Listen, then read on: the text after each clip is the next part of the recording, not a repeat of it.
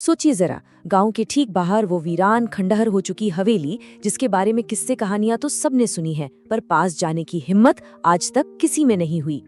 हमारी कहानियों में पुरानी हवेली का नाम सुनते ही सबसे पहले यही तस्वीर जहन में आती है ना? पर क्या कभी ये सोचा है कि ये कहानियां जो हमारी धड़कनें तक तेज कर देती हैं, आखिर इन्हें बनाया कैसे जाता है? तो चलिए आज कहानी बनाने की इसी कला के राज से पर्दा उठाते हैं और परत दर परत समझते हैं कि डर का ये पूरा ताना बाना आखिर बुना कैसे जाता है। तो आखिर इन कहानियों का जादू है क्या? वो कौन सी तरकीबें हैं जो एक लेखक इस्तेमाल करता है जो हमारे रोंगटे खड़े कर देती हैं? यही सवाल आज की हमारी इस पड़ताल का सेंटर पॉइंट है। चलिए कहानी बनाने की इस कला की गहराइयों में उतरते हैं और देखते हैं कि कैसे डर, रहस्य और रोमांच का एक ऐसा माहौल तैयार होता है जो हमें आखिर तक अपनी गिरफ्त में जकड़े रखता है। हर पुरानी हवेली की कहानी का पहला और सबसे जरूरी किरदार कोई हीरो या विलन नहीं, बल्कि खुद वो हवेली होती है। ये सिर्फ एक इमारत नहीं है, बल्कि कहानी का एक जीता जागता कैरेक्टर है, जिसकी अपनी एक खामोश जुबान है, अपना एक इतिहास है और अपने कई गहरे राज हैं।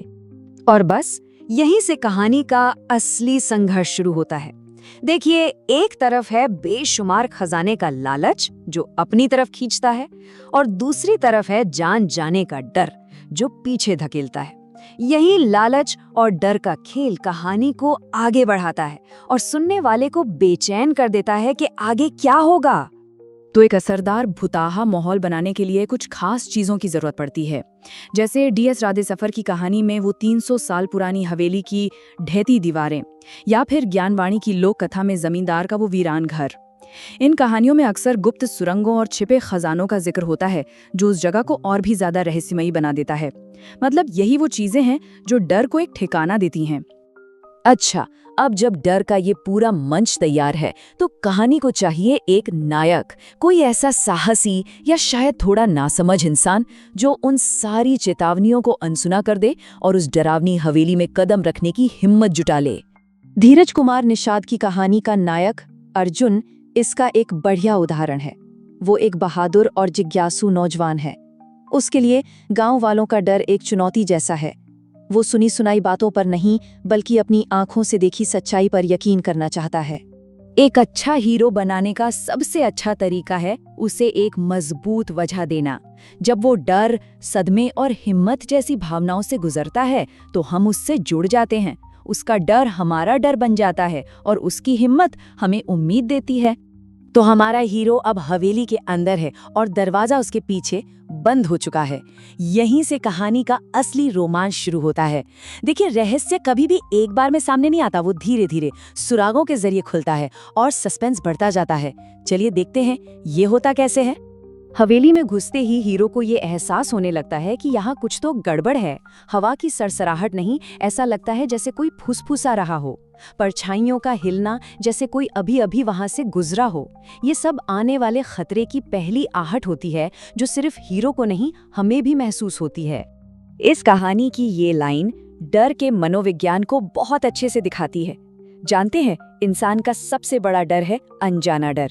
जो सामने है उससे तो लड़ा भी जा सकता है, पर जो परछाइयों में छिपा है वो हमारे दिमाग पर कब्जा कर लेता है। खतरा क्या है और कहाँ है, जब ये पता नहीं होता तो डर कई गुना बढ़ जाता है। कहानी में मिलने वाले ये संकेत यूं ही नहीं होते, इन्हें पूर्वाभास या फोरशैडोइंग कहते हैं। मतलब लेखक आपको छोटे छोटे इशारे दे रहा है कि सावधान हो जाओ, आगे कुछ बड़ा और भयानक होने वाला है। ये अजीब आवाजें या निशान दरअसल आने वाले बड़े रहस्य के लिए हमें दिमागी तौर पर तैयार कर रहे होते हैं। और फिर शुरू होता है सुरागों का सिलसिला। ये कुछ क्लासिक सुराग हैं जो हमें ऐसी कहानियों में अक्सर मिलते हैं। जैसे अर्जुन को एक पुरानी किताब मिलती है जिसमें हवेली के राज का जिक्र है, या फिर किसी कहानी में एक गुप्त सुरंग मिल जाती है जो सीधे खजाने तक ले जाती है। हर सुराग एक पहेली के टुकड़े जैसा है जो हीरो को रहस्य के और करीब ले जाता है। सारे सुराग, सारी पहेलियां एक ही जगह इशारा करती हैं, तहखाना, हवेली का दिल, जहां उसका सबसे काला, सबसे गहरा राज दफन है। और यहीं पर कहानी अपने चरम पर पहुंचती है, जिसे हम क्लाइमैक्स कहते हैं। तो उस अंधेरे तहखाने में आखिर है क्या? क्या मिलेगा हमारे हीरो को? यहीं पर कहानी एक दोराहे पर आ खड़ी होती है। राज अलौकिक हो सकता है या फिर उसके पीछे कोई तार्किक यानी लॉजिकल वजह भी हो सकती है। यहाँ दो अलग अलग संभावनाएं हैं। एक तरफ रहस्य धीरज कुमार निषाद की कहानी के काल द्रव्य जैसे किसी शापित रत्न का हो सकता है जिसे छूते ही बुरी आत्माएं जाग जाती हैं। दूसरी तरफ ज्ञानवाणी की लोक कथा की तरह उस डर का एक सीधा साधा लॉजिकल कारण भी हो सकता है जिसे गांव वालों ने अपनी अज्ञानता में भूत प्रेत समझ लिया। राज खुल चुका है, लेकिन कहानी अभी खत्म नहीं हुई है। अब आता है अंतिम पड़ाव, समाधान। कहानी का अंत कैसा होता है, यही बात तय करती है कि इस पूरी कहानी का मतलब क्या था और ये हमें क्या सिखाना चाहती थी। अब देखिए कि कैसे अंत बदलने से पूरी कहानी का मतलब ही बदल जाता है। अर्जुन की कहानी में नायक अपने साहस से श्राप को तोड़ देता है, जो अच्छाई की जीत का संदेश देता है। ज्ञानवाणी की कहानी में रहस्य का एक वैज्ञानिक कारण सामने आता है, जो बताता है कि ज्ञान से डर खत्म हो जाता है। और हॉरर पॉडकास्ट की कहानी, वो हमें एक बेचैनी और एक अनसुलझे सवाल के साथ छोड़ जाती है। तो आखिर में सवाल यही है, एक अच्छी कहानी हमें सिर्फ डराती नहीं है, बल्कि सोचने पर भी मजबूर करती है। ये हमें दिखाती है कि कैसे माहौल, किरदार, सुराग और एक बड़ा रहस्य मिलकर एक यादगार अनुभव बनाते हैं। पर सोचने वाली बात यह है कि हमें कौन सी कहानी ज्यादा डराती है, वो जिसमें सच में भूत प्रेत है या वो जो हमें हमारे ही मन के वहम और डर से मिलवाती है।